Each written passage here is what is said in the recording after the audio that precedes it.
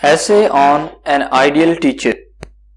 Teaching is one of the most important and respected professions. The teachers are the most learned people in the world. An ideal teacher must be compassionate. He should treat his students kindly. He should never be harsh. He should maintain discipline in the classroom, but at the same time he should regard the self-respect of his pupils. Teaching is not an easy job. It is an arduous task and requires hard work both from the student and teacher. An ideal teacher must be punctual. He should attend his classes at time. He should be regular in his work. He should prefer his basic duty to all other side issues. He should be a man of principle.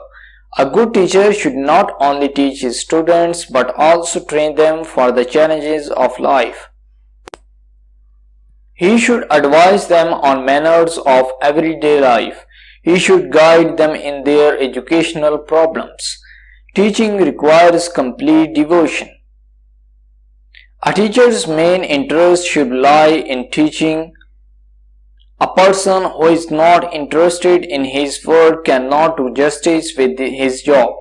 Teaching should be a passion for a teacher and not only a means of earning. A good teacher must be a good learner at the same time.